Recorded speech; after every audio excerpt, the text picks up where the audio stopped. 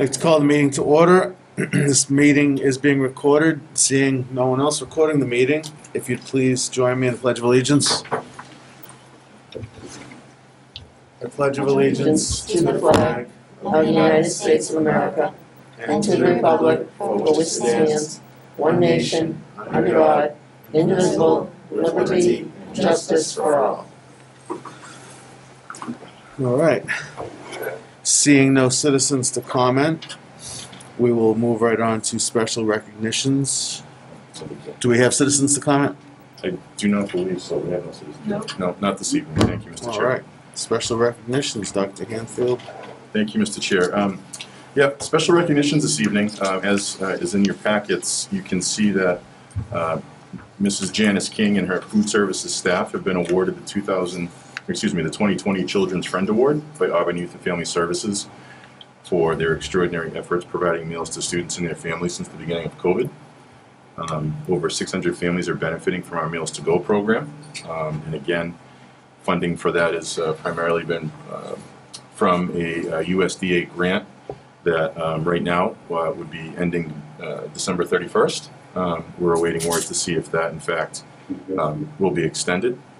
But just a great job by Janice, and wanted to recognize her here publicly this evening.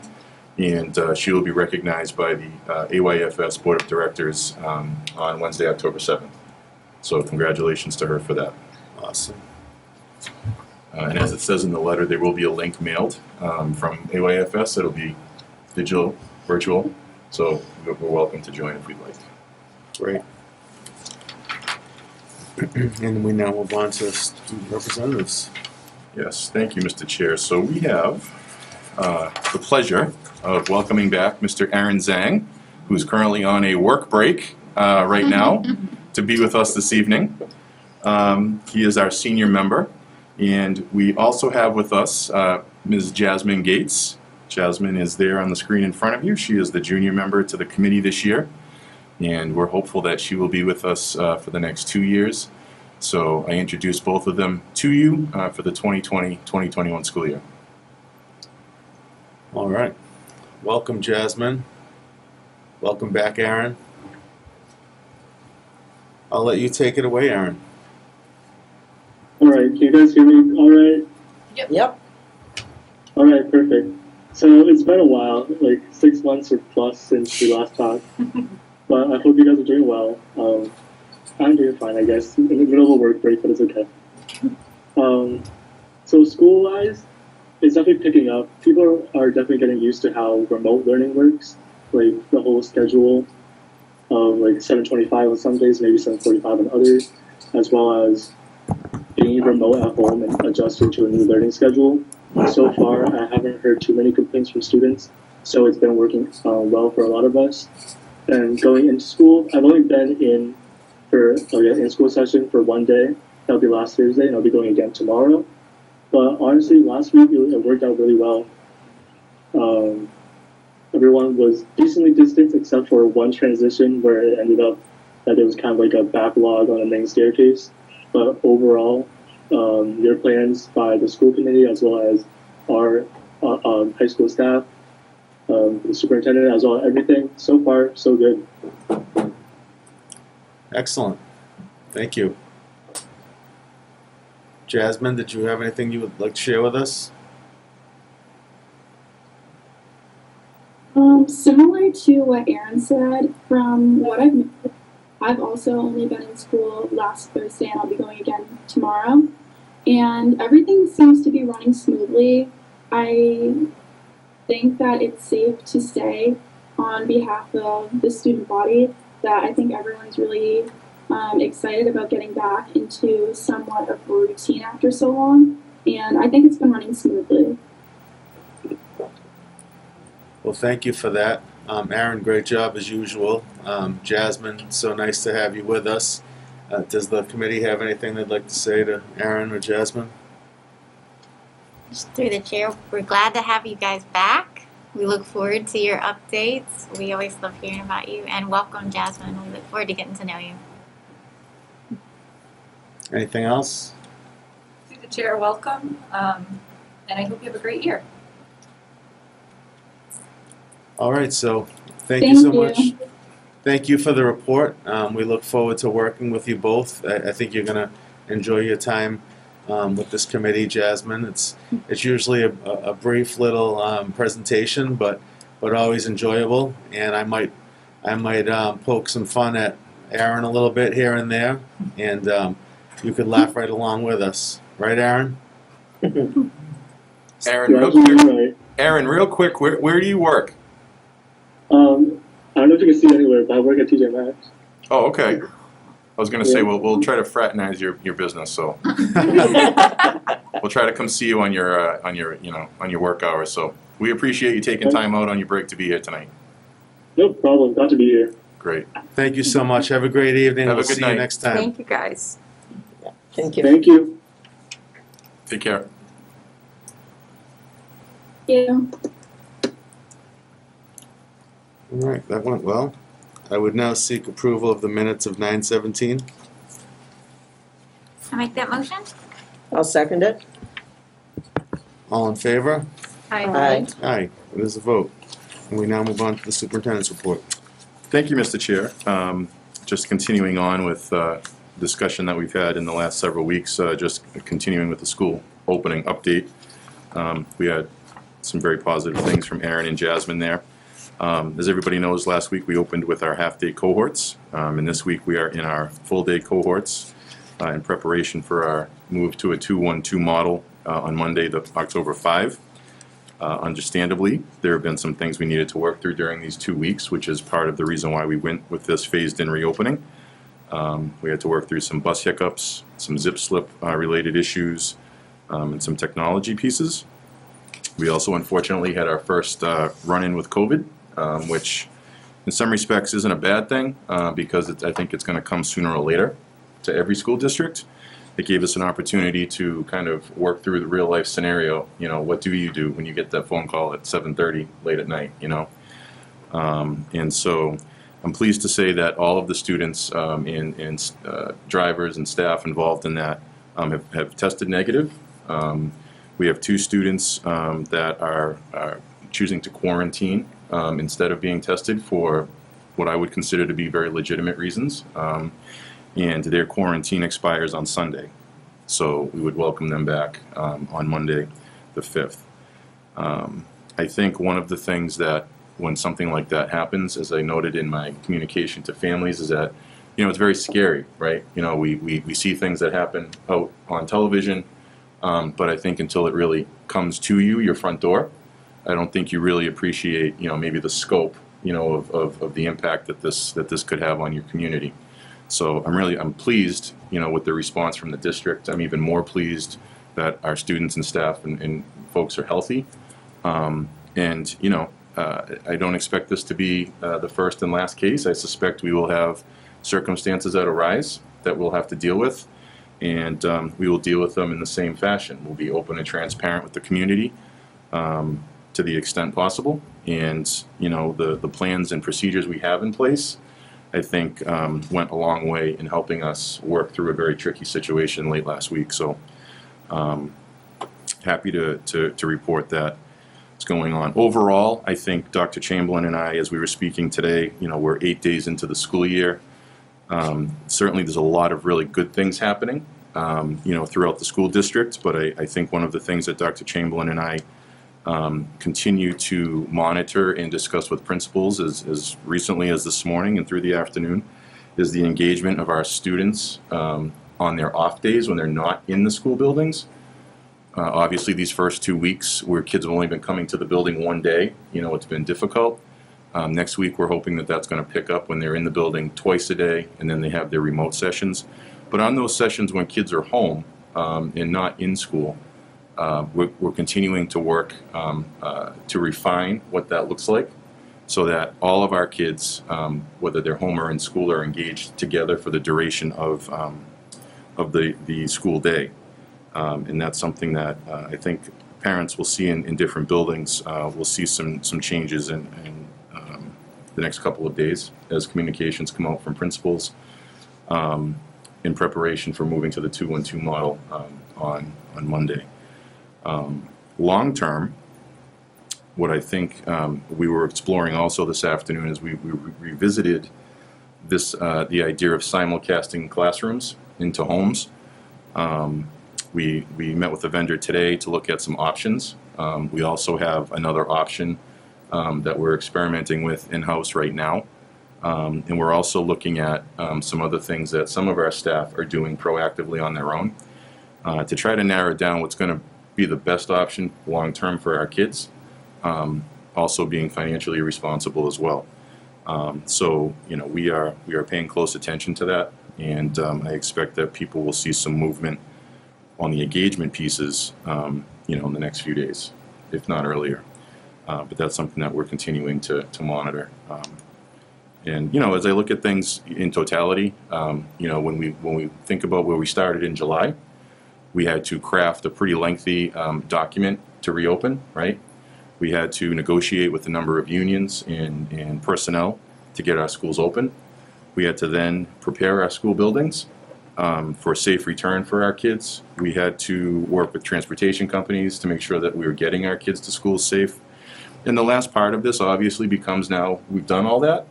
And so now it's really honing in and focusing on the instructional delivery to our students. And that's where we are now. So I say I'm reasonably happy with where we are. I'll be happier when we have a few other things ironed out. But we will make sure that happens in the next few days. Excellent, thank you. Any comments, questions? I just had 2 questions. Have you heard how the bus monitor is doing? Are they recovering? Yes, thank you. I apologize for that. Yes, very fine, very well. Everyone in that circumstance is doing very, very well. Okay, and my other question is, do we hire the bus monitors or does the bus company? No, AA takes care of all that. Okay. And actually on last Friday, although the 2 affected buildings were Swanson Road and Auburn High School, we made the decision to not have any of our kids in the building on Friday until we circled back with the bus company to review procedures and protocols and things that we had discussed, earlier in August, to make sure that those things were going. We retraced every step from what they should be doing on their end to where we were on our end. And I wanted to make sure that I could be confident that our kids were safe on the school bus. But to answer your question, that's part of their responsibility. Okay, thank you. Sure. I have a couple through the chair. I guess first of all, with the COVID, I think this really proves that what we put in place worked. If we didn't have anyone who who got COVID, I would think one of the highest risk places is on the bus, and with the masks and the social distancing, it seemed to work. So I think that's great. And the transparency was wonderful. We all heard very quickly.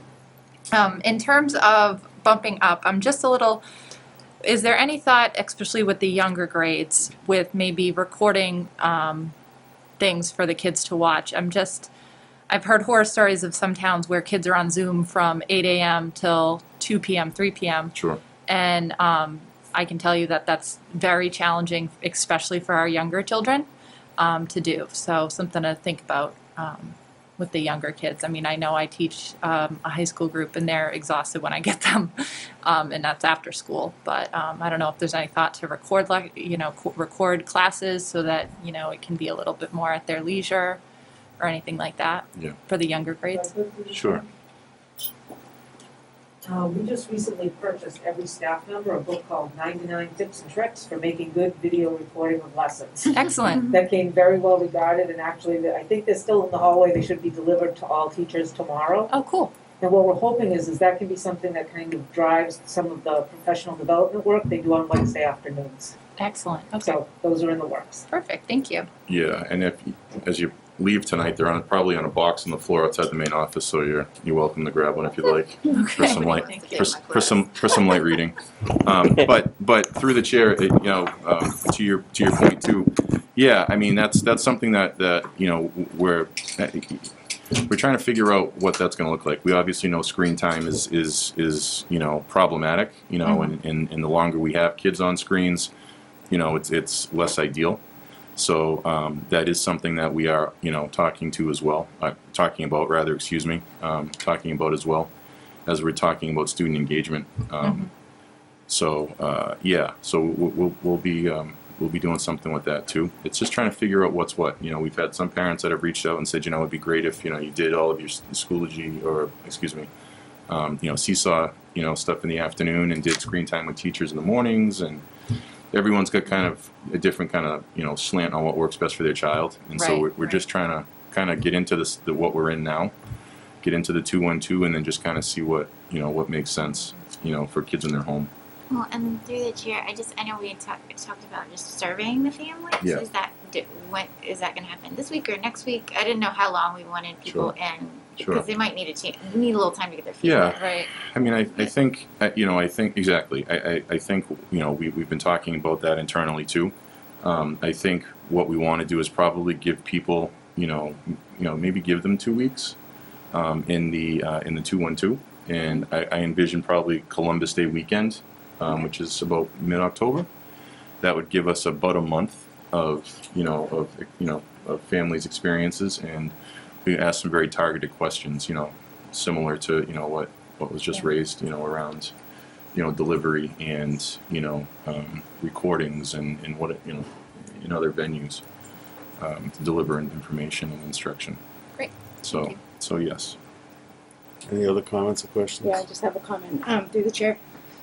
So, we have so many teachers. Some are kind of doing things their own way and experimenting. So, I think the teachers should be encouraged to share success stories with each other. Like my daughter's 5th grade teacher, she was using breakout rooms today, and that worked out really well. So, I mean, I'm sure a lot of other teachers are doing that, but I doubt all of them are doing that with Zoom. So, I don't know, maybe they can just collaborate and share ideas and stuff. So we actually were just discussing this today. So, we looked at these cameras, right, that we could do this kind of synchronous learning, but that's not always great either, right? Even for high school kids to just be looking at the screen all day. So we have some teachers at Auburn High School that the kids are online, but it's not like they're watching a video. It's more of the teacher presenting through the computer. And so that's what we talked about this afternoon. We just need to let everybody get their legs under them a little bit. But I think, and I know my teachers when I was at Bryn Mawr School really liked to learn from one another. They found it easily accessible. It made sense to them. They knew the person presenting understood their dilemma or whatever the problem was. And so we are exactly doing that to kind of tap some of those things, because everybody is using it a little bit differently, right? Playing to their strengths. And maybe some just need a little bit of boost to kind of boost them up a little bit. So that's certainly our intention to do that. So I think that's so much better than bringing somebody in from the outside, honestly. Yeah. And we did some of that this summer, and I think it'll pay off through the school year as well. Yeah, definitely. I mean, it was pretty amazing. There were groups of 4 kids, and they all did their little lessons individually and came back together and shared everything. And it was collaborative, and, she was excited about it. I'm like, all right, that's cool. Yeah, because there is a lot of talk, right? We went through all these years of trying to get kids to work in groups and collaborate, and how do you do that? Right. Well, you can. It's just different, right? Yeah. So, Yeah. All right, yeah, great. it's good. And through the chair, I think to that point, and it's an excellent one, and that kind of strikes back to the heart of what I was saying in terms of, kind of the refinement of engagement, right, in this kind of virtual setup. The efficacy of our teachers is really something that we need to hone in on too. We've got some that are very much, tech savvy.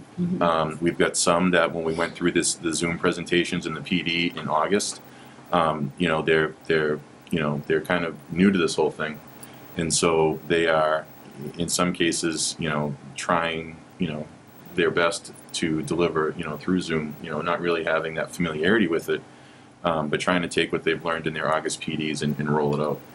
I think one of the things that's always been, to Dr. Chamberlain's point, I think one of the things that always has been advantageous in our experiences is that if you can find, kind of these folks that are I don't want to say more skilled, but more advanced right now, and, kind of create like a tech buddy system, where you kind of have like a tech mentor almost, so that they have that immediate person to go to.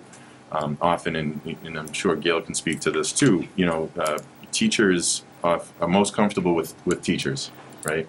And so we need to foster that environment where we can set up something like that and get teachers, paired up with somebody that, they can kind of learn off of each other, have that implementation support, consistently throughout the school days and weeks, and develop that efficacy. So that's just a thing. It's just a time thing. It's just going to take us time to Yeah. get there.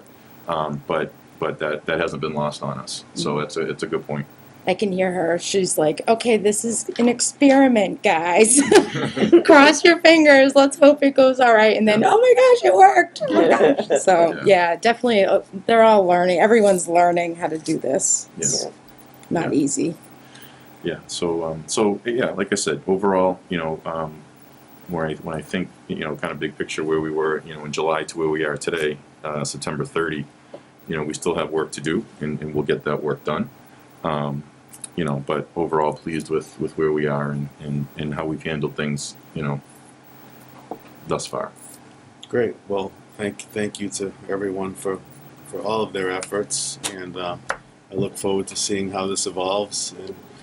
And I think many of the parents are happy at this point, and as we continue to improve, I think in the end everyone will come out of this. The students will come out of this shining. I really do. It's about making them comfortable, making them a part of the schools again, and that's that's the key to this whole thing. Mm-hmm. It's not gonna be a perfect fit for everyone, and as Meg said, she just brought up the piece about screen time. There's something that I didn't really consider, and I've heard it here and there, but I'm always thinking time on learning. Well, now that she mentions that 6 hours time on learning and looking at a screen, not very positive, and probably not going to be a positive outcome. So again, as I said, I look forward to seeing how this is going to evolve. It's going to take time, and it's going to take the ideas of staff members and faculty, what's working and what's not working, kind of pulling out all that together. But I do appreciate everyone jumping into it. And as you said, some of them maybe not being as advanced as others. They may never hit that high note, but they're going to get to a point where, they're working with our students and making them comfortable, and there's some positive learning experiences happening. So I appreciate all of their efforts. I really do. I know how difficult this is. And if I could add, George, when I was teaching, if someone figured out how to do something and shared it with everybody else, the fact that it came from a colleague, it was, okay, let's try it. And if it works for you, fine. And if it didn't, okay. There was no shame in that. And it just made everyone feel like we're working together, which is what teaching's always been about. Yeah. Working together for the benefit of the kids. I can tell you we had several breakout sessions with fellow faculty members at my school, and it couldn't have went any more smoothly, and we couldn't have gotten any more out of it. And that was after probably 6 or 7 professionals had come in. So, yeah, you're comfortable working with your colleagues. You don't feel as silly or stupid when you do the wrong thing when you're dealing with one of your colleagues. But, when you're dealing with someone from the outside, you've got to put on that front, like I know what I'm talking about, even if you don't. So that's the way I look at it. No, I love working with the colleagues, and I know that we have plenty in Auburn because I've seen it over the years, where they're more than happy to help out their coworkers. So excited to see where this takes us. Yes, Again, absolutely. Yes. I can't thank you all enough for Oh my what you goodness. put into this. I know. It's And I understand the stress that goes along with it, and the faculty's failing it, the administration's failing it. As we're Casey feeling and it. Dr. Chamberlain. Yeah. And we're failing it. Yeah, we're all failing it. We're all feeling it. We'll be okay. You know what? We're going to be good. We're in a good spot, and I think this is as I said in an earlier conversation to somebody, we've always been a district of extremely high expectation, and that continues. With me assuming the chair of the superintendency, and I think sometimes we have to give ourselves grace to understand that no matter how perfect and how exact we want something to be, it just isn't going to be that in some cases, just because of the enormity of the task at hand. Doesn't mean we're not going to get there. It just means that we've got to work through some hiccups, and we'll do that. And like I said, I look at where we are and where we've come, and in a very short time, and I suspect a month from now we're going to be rolling pretty well. We just have to refine a few things. Excellent. Anything else on that subject? All right, moving on. So thank you, Mr. Chair, again. As you know, back in August, we lost a very staunch supporter of the Auburn Public Schools in Michelle Fuller. And one of her wishes prior to her passing, she had reached out to me in July. And knowing that we were gearing up to return in some way, shape, or form in person, she had presented to me this idea about the Smile Project. And basically, it was an idea, I think, that originated in hospitals, in pediatric hospital units, where because they're masked all the time, the nurses and the doctors, they wanted kids to see a familiar, friendly face. They wanted kids to see a smile, right? Who doesn't want to see a smile, right? So in July, she said, "What do you think?" And I said, "I think it's a tremendous idea. Absolutely love it." And then, unfortunately, within a couple of weeks of that correspondence, unfortunately, Michelle passed away. A few days after Michelle's passing, Allie Schenkel, one of our teachers at Auburn Middle School, and Jessica Hughes of Jessica Hughes Photography, picked up the Button Project and just ran with it. They raised almost $6,000 in, I think, 2 days on Facebook, and were able to make 2 buttons for every staff member, from Mrs. Zotner to the custodians to everybody, so that when our kids arrive to the buildings, they see a smiling face. And so this normally I would wear like on my waist belt with my ID, but this is what they look like. And they did a beautiful job. Mrs. Chamberlain's. Yeah, they did a beautiful job. You know, they really did. And you know, there's plenty of money in the reserves from the you know, from the fundraising. They were initially looking for $2,500. We raised $6,000. So there's plenty of opportunity to add to the PIN family.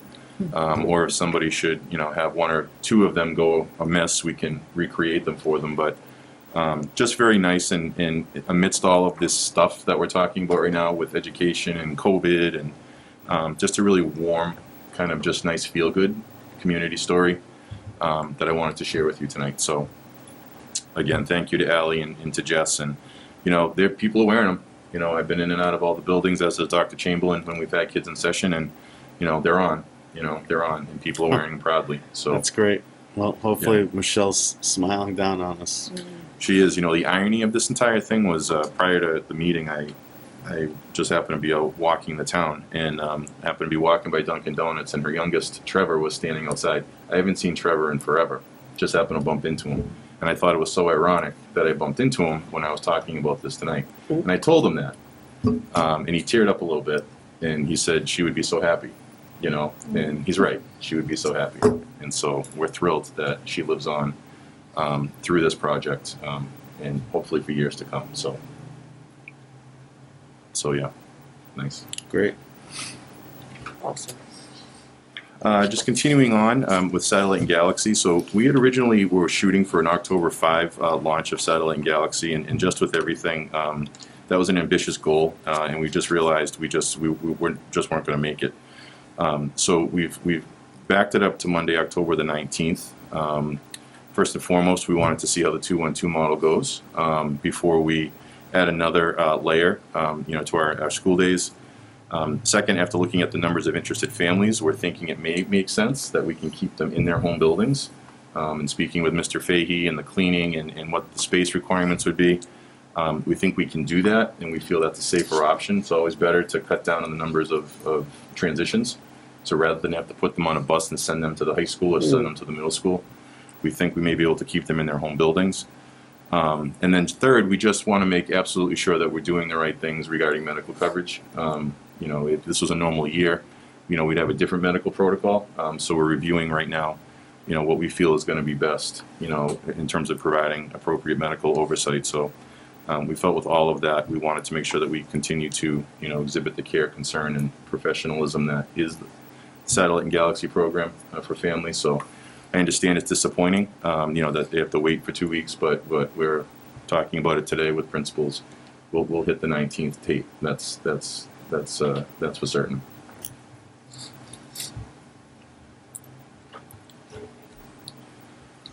And then also following up on a meeting 2 weeks ago, as you know, we're starting the return of athletics at the high school. Preseason starts on Monday, October 5. instead of a PowerPoint, what I have provided in your packets is a letter from Athletic Director Davis, and then the safety procedures and protocols for student athletics. As you can see here, the season begins October 5. It ends on November the 20th. And there'll be a minimum of 10 games consisting of the pods of teams that are located on the front page: Auburn, Bartlett, Douglas, Millbury, Oxford, Sutton, Uxbridge. I won't go through all of the pages of this, but if you go through and read it, it will remind you of how we set up graduation in terms of the procedures on and off the field, the sanitation, the expectations of masks and appropriate social distance, and every sport, although I didn't include them here just for the sake of brevity, every sport has its own similar rules around social distancing, mask wearing, so on and so forth. So I provide that to you as information. Any comments, questions? Are the students using lockers if they're doing sports? No. No, so they're going to carry No. their gear Yeah, around? so it's so there's no locker room areas. There's no common gathering spaces that basically the kids have to come ready to play. And so right now they're targeting Wednesdays and Saturdays as their days to play. But we're really trying to cut down any of that kind of extra interaction. So really just trying to keep everything outside to the extent that we can, and masked, social distanced, and things of that nature. And have we looked at transportation yet? Yeah, so transportation, actually, that's a great question. So transportation, bus occupancy is limited to 25. You'll notice deeper into the packets there, team rosters can be no higher than 22. And so there should be plenty of room on the school bus to accommodate our kids safely, their transport. And again, there was a question I think raised a couple weeks ago about cost of busing, because the season has been cut essentially in half. There's plenty of monies there to accommodate any busing issues that we would have related to this. So there's no concerns there. Great. Excellent. Thank you to Mr. Davis for pulling this all together in a short amount of time. Yeah, and I did, and just through the chair, I did, in speaking with Mr. DeLongchamp at the high school, he said he's more than willing to come and speak to the committee about halfway through the season to just kind of give you his impressions and his insights in terms of how things are going, and to kind of give you a better kind of understanding of how things run on a typical day, weekend, whatever. Because we potentially still have a winter season, the fall 2 season that I discussed at the end of February, and then of course our spring season. So he was more than happy to to come tonight. I did echo your comments to say that the committee appreciated the efforts and that everyone's working hard, and so no need to come out tonight, but he was very much willing and desired to come speak to you probably somewhere end of October. So Great. I told him Look that was forward fine. to it. Yeah, I told him that would be okay. Anything else? We now move on to unfinished business. Great, thank you, Mr. Chair. So as you know, we're in the process of finalizing the FY21 budget. The town meeting is scheduled for October the 27th at Auburn High School. That also will contain several other warrant articles that we discussed as well. What we believe at this point, in speaking with town administration, is that our final fiscal year 21 number will be $27,214,157, which represents a decrease of $461,898 from what was appropriated by town meeting in June. It will be my recommendation we support this number, but not until October 15. Only because that number could go up slightly. In speaking with CFO Kazanovitz yesterday, could go up slightly, but will not go down. I just wanted to make you aware of that number now, so that when we walked into the 15th meeting, we would be taking a vote to accept the revised number that's lower. The question obviously then becomes, So if the number is negative or decreased by $461,000, how are you making that work? Or what have you not been able to fill? So it's been a combination of things. The federal government provided us, every community in Massachusetts, a grant, a CARES grant, to put towards expenses. We had received $562,000 from the federal government. So that helps offset the loss of that 461,898. We also received another grant for PPE, again from the federal government, but through the state of Massachusetts, of $132,000 to purchase all of the necessary PPE and other related things we needed to outfit our buildings. So it all kind of comes together when you look at the grant monies coupled with what the recommended number will be. In terms of making ourselves whole for the budget, for this year. The question becomes, how do you fill that hole moving forward, into FY22? And that remains to be seen, as we will be discussing FY22 very shortly. So I just wanted to pass that along to you just as some, information just to preview where we are with that. Thank you. School committee meeting dates in November. This will require your action. Looking ahead to the school committee dates in November, we're currently scheduled to meet on Veterans Day, November 11th, and Thanksgiving Eve, November the 25th. As much as I would love to cut turkey with you and you with me, I'm not sure that we're really going to be doing that on the 25th. So I would like to suggest Thursday, November the 12th, and Tuesday, November the 24th as alternate meeting dates. But that certainly is within the purview of the committee in terms of what you would like to do on those dates. I'm okay with those dates. Absolutely. Are we open to changing the time to make it earlier? Earlier every- would work better for me, Yeah. but I can change my class if I need to. So earlier does work better? I'm saying Works like better. Yeah. across the board for every meeting. If they're on Wednesdays, I coach soccer till 5:50 and then Oh, can okay. come. But on, I teach Thursdays at 8:15 at night, so. Could you do 6:30 on Wednesdays?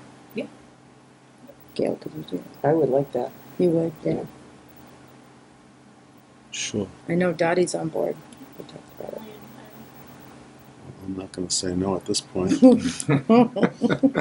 I'll just skip dinner, that's all. And after soccer season, I can move up. Yeah, we'll move it. I'll skip lunch too. That's fine. I'm just thinking with winter and just people getting home. Yeah. It's lighter. I don't know. It's going to be dark, so. Excellent idea. Well, we can make that all one motion, if that's okay with you, Dr. Hansfield. It's fine. It's fine. So the suggested motion that's there is the Auburn School Committee will meet on Thursday, November 12th and Tuesday, November 24th in recognition of Veterans Day and Thanksgiving. These meeting dates replace the currently scheduled November 11th and 25th dates. We could also say further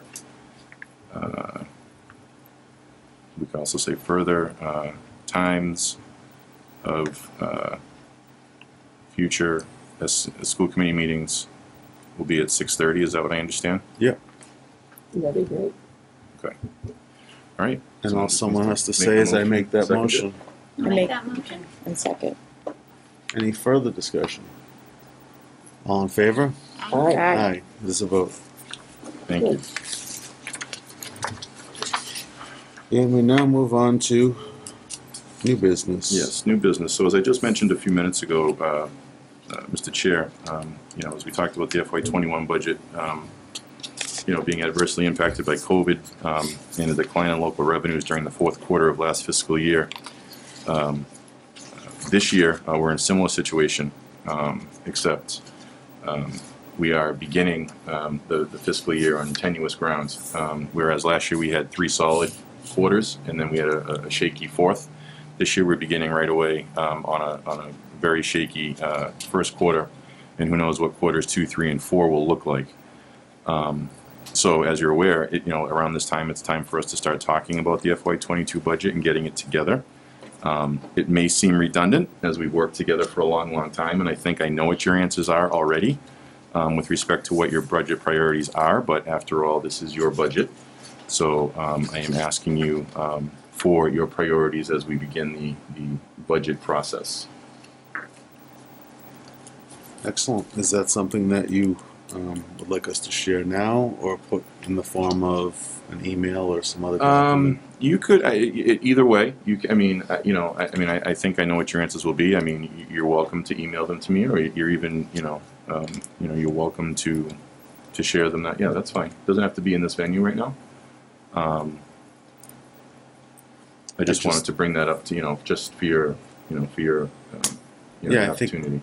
I think maybe if we just, I'm not saying that we can't speak out now if there's something on your mind, but I think it's something that we should probably ponder, especially given our new reality and the fact that, this could take us right into the next year. We just don't know at this point.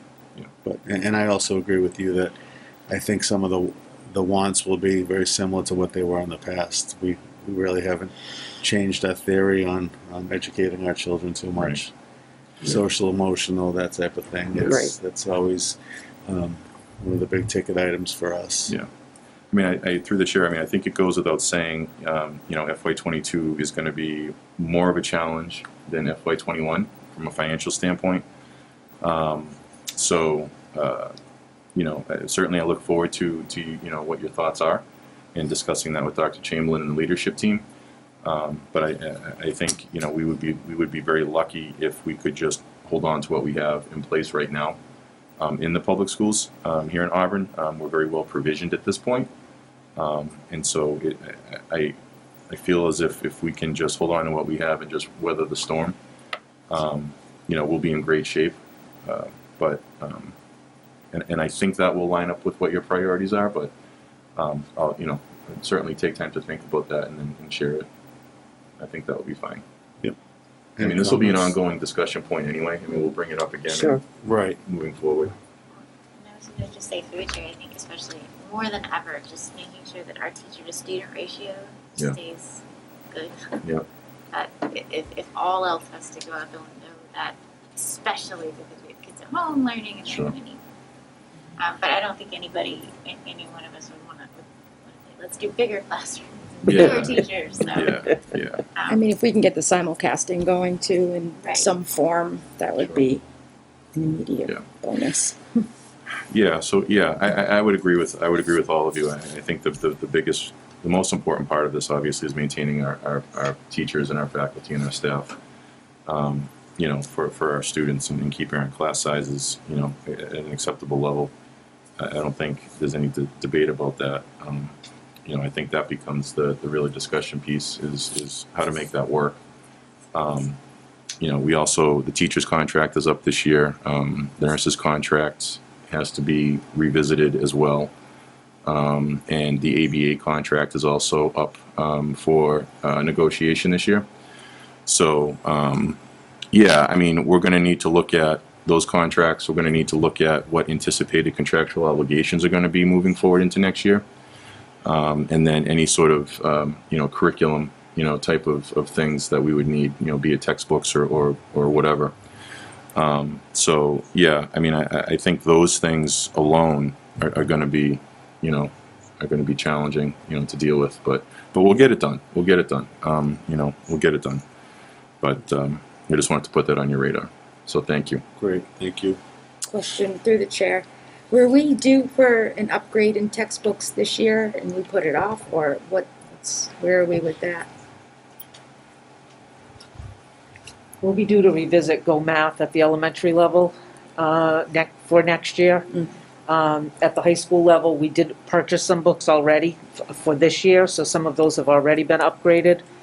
I would think that probably not a good time to look at a new program, right? But we might have to purchase the consumables that we might need to keep the kids in the same program. That would be much, much less expensive. I think we're used to the programs, and I don't think anyone right now has an appetite for a big change like that anyway. So I think that will help us going into next year. But otherwise, we probably would have been examining to see, do we want to keep it, do we want to change, that kind of thing, yeah. Great, thank you. Through the chair, I would say that with COVID and everything, I'd love to see a stipend for a nurse on the leadership team. Not a new nurse, but having a nurse be able to come be part of that team would be great. Great. Any other comments?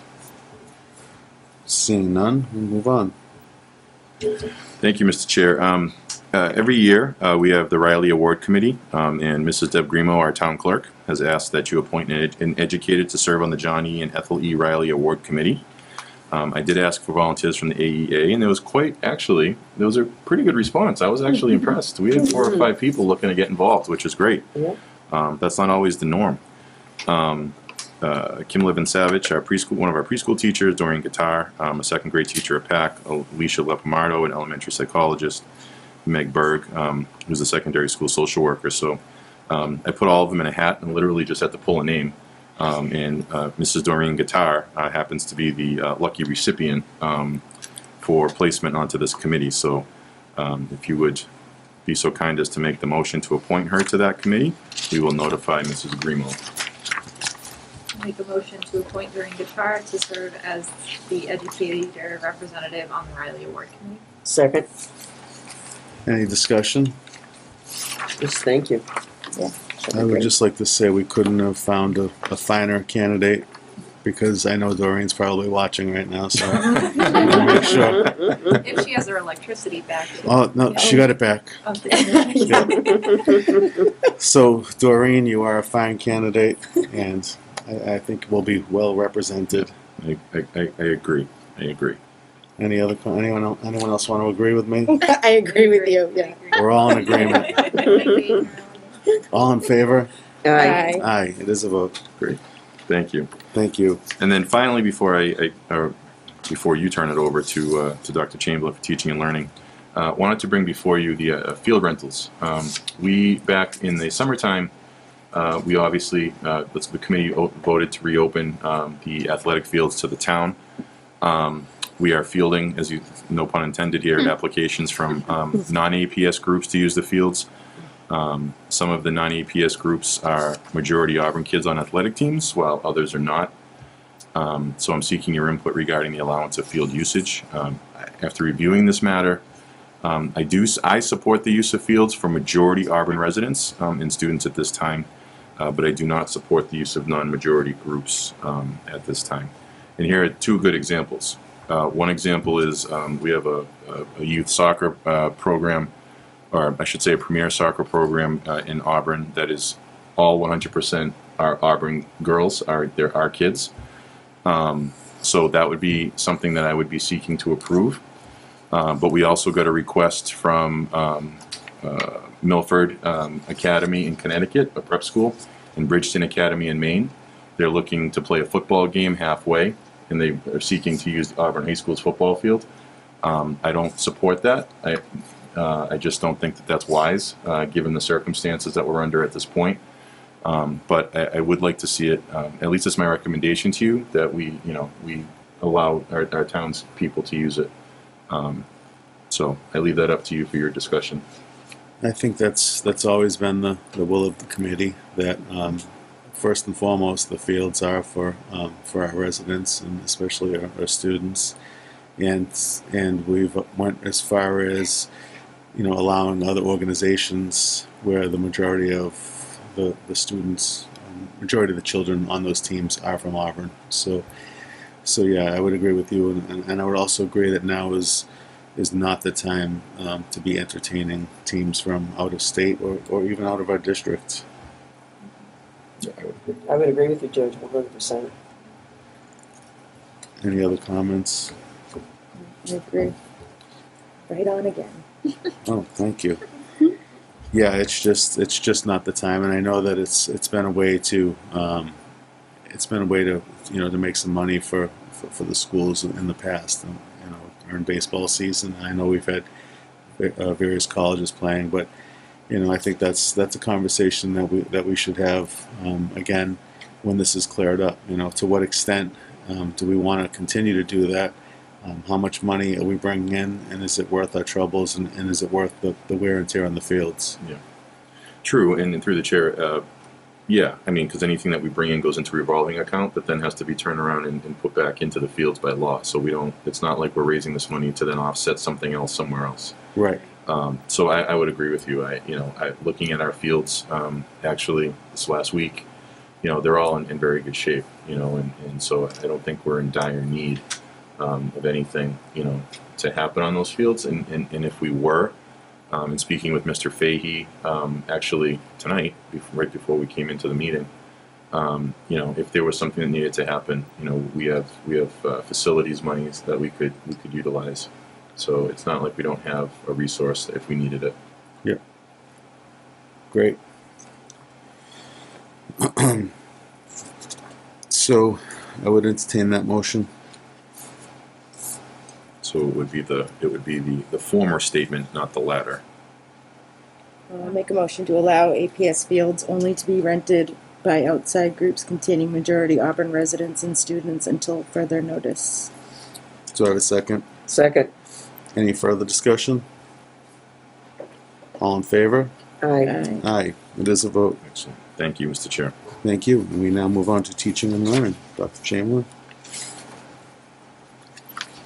It's kind of funny this falls into teaching and learning. I've done a lot of talking about this. I want to preface my discussion a little bit about Zip Slip with a big thank you. First to our school nurses, who I can't even tell you the work that they have done that contributed to our being able to effectively handle the incident that took place last week, along with multiple other scenarios and situations that have arisen. None coming to that outcome that we had to report to the community that anyone had been tested positive, but nonetheless requiring a lot of thinking and talking and working through. But the work that they did around kind of putting into words what our policy was going to be and the structures we were going to follow, I just can't say enough how successful it's been. And on top of that, the collaboration that we've had with Darlene Coyle and Eileen Alexander at the Board of Health, I don't think we could have gotten to the point we are at now without all of them. So I just wanted to thank them because they play a big role in how Zip Slip contributes to all of this. So, not only did they put all those structures into place by some really thoughtful work around what the CDC and all those people have given us for guidance, but they come in each and every day and they look through those Zip Slips. And it's a very easy process, thankfully, because it's electronic, where they can easily click on a little thing that says view statistics. Up pops a little pie graph for question number 1, right, which is do you have any of these symptoms related to COVID? If anyone answers yes, they can go on the little yes and up pops whoever's name said that. Then they can review in detail what the form said that was completed. They are following up with every report of any kind of symptom. So there's always a phone call to say, okay, you said you have a sore throat. Is it, are you calling the doctor? You need to call the doctor, that kind of thing. And likewise, the question where we ask, have you been exposed to anyone with COVID, awaiting results? Have you traveled? Same kind of thing. They get a little pie graph, they hover over it. If anyone said yes, they now have an easy way to follow up with those families. So they do that work each and every day. All of that is then documented by Leah Gothia. The principal's made aware. There's follow-up protocols put into place. So the work that they do has been tremendous. And I would be remiss if I left out the secretaries in each of the buildings as well, because they have worked tirelessly getting email accounts correct, making sure people are registered, helping people who haven't registered get their kids in, reaching out to Zip Slip to merge accounts when one sibling was on mom's account, the other sibling was on dad's account. So all of those kind of things, it's been an enormous task. It's not perfect yet, but we are getting there with a very good response from families, and I think it is the tool or a tool that we really needed to be able to effectively assess this each and every morning, not only for our students, but for our staff, right? So we can easily see if someone needs some follow-up there too. So we continue to work on it. Again, it's not perfect, but it's done a lot of good for us already. And so I think as we welcome more students back into the building, it's going to be even more helpful. So the next time we meet, I'll have some additional data for you to show. We wanted to kind of wait till we get more kids in, because some people who aren't in the buildings, the days their kids aren't in the building, aren't as good about completing the slip as they are when their child is coming into the school building. So we have to keep working on that, but we'll be able to give you a little bit more information the next time we meet. Then, Great. anyone have any questions? I just had Go ahead. No, it's all right. I just had a request as well. Would it be possible to just add the absentee rates to, if we're going to start looking at zip slip at each meeting, just so that we know, for kids coming in or Sure. kids Yep. logging in remotely, I think that would just help us get a more complete Sure. picture. But I know we're just in the first couple Yeah, of weeks, so. I think that's fair. Yeah, and actually, we were notified, we have to keep a whole different set of attendance labels. So if kids are remote, they have to be designated as learning remotely or in school as present. So there's a whole new parameter. Desi's collecting a lot of data around that. And again, thanks to Karen Berkowitz, because that was another process with Power School to get that set up properly for teachers, but she did a really nice job with that. And through the chair, and I apologize, I neglected to mention this at the outset of the meeting tonight. I wanted to thank the Commissioner Jeffrey Riley's office. When they saw that we had a circumstance around the bus, he had a representative from his office call me directly on my cell phone to see if we needed any support, how could they support us, if we needed the mobile response team to come out to Auburn. So I have the direct contact in my phone. I can call her, she said, anytime about anything relative to COVID, and they will answer that to us right away. So I do want to thank the Commissioner's office very much, because that was a very welcome and relaxing phone call. That was really, I was happy to get it, to know that they're watching and they're there supporting us too. So I just wanted to thank them publicly. Great. Thank you to them. Through the chair, for remote learning, students who miss a meeting, how do we decide if they're absent that day or if they're there? Yeah, so beginning of the day is the big time for attendance, right? But we know we've had some students, there was one incident we talked about just yesterday at the high school. The student showed up for every other class except the first one, and he insisted that it was because he was just having trouble getting on. So there are so then that attendance, because high school attendance is based on that first period attendance, they went back and corrected that, which is easily done. So it is a little cumbersome when something's funky like that people have to be communicating with kids and find out exactly why they're not there. But, we can always go back and correct something. So we want to make sure that our attendance rate stays good, right? I mean, we have a very good attendance rate for the most part for our kids. It's just a little learning curve for everybody to make sure kids get marked appropriately. And through the chair, Desi understands that. Desi understands that the attendance piece is really kind of funky right now. So they understand that, districts are going to need some time to to calibrate that. But as Dr. Chamberlain said, we're really erring on the side of the child in terms of giving them credit for being in session that day. They would have to just be totally off the grid, in which case we would reach out and see what's going on before we would make that decision. But as Dr. Chamberlain also said, we also have the ability to go back and change something if necessary. So. Thank you. And the reason actually that I asked about attendance and absenteeism specifically, I think it's for the older kids who might be at home by themselves. Sure. As parents were asking, how do I know what kid's actually logging in, that kind of thing. Right. Yeah, and there are already a few students we're following up with at the high school level. Yeah, Right. because Right. One child. But they're said- already on that, so. Yeah, one child sent his parent a picture of them, Yeah. on the golf course. Not wise. Anyway, so Jesse, did you have Exploring something? nature. Yeah, I just had a comment to piggyback the zip slip thing. I had been talking to a teacher from a different district not far from here, and they don't have anything like the zip slip. She said that kids are coming in, showing the smallest sign, and getting sent home immediately because they just don't know, and there's no communication with the parents ahead of time. So it's totally worth the effort, the time put in, and the money, and we're fortunate, definitely, that you guys pursued that, so. Yeah, it's just the enormity of the task, I will tell you. It's causing a lot of anxiety for that school district. 'Cause, Yeah. They just look at every kid as a threat now of carrying something, and Yeah, so. yeah. It's just. And through the chair, I think that's where we are right now. I think we're getting it's trying to strike that balance between common sense, but having the right degree of vigilance, right, around this, and that's hard, and that's what ZipSlip provides us. It you know, in this as example, go back to the bus circumstance. You know, we were able to review the children's zip slips that were a part of that bus, and that really helped us uncover, you know, could there be something really smoldering there based on anything that was reported. We wouldn't have that information otherwise, you know, and I appreciate for some families that, you know, it can be a pain to do, especially if you have multiple children, but it really is critical in a case like this. It's a piece to the puzzle. It's a piece of information that, you know, every day you might not understand it or why you have to do it, but this is why. You know, if we need that information, it's there. And granted, it's only as good as the person who's putting it in, but at least it's something that we can go to. And there's accountability. But now the bus monitor and the bus driver wouldn't be taking part in this, right? So through the chair, AA has a very similar protocol. Oh. And that was one of the things that I wanted to know, that we wanted to know at the end of last week was, Yeah. you know, did you follow your own policies and procedures like you said that, you know, you were back when we talked about this in July and again in August. You know, and so, yes, they have their own similar piece, and they did. And truly, it was this, you know, the monitor, it was, you know, Friday, you know, on the 18th, where she started to have a dry cough, and that was her only symptom at that time.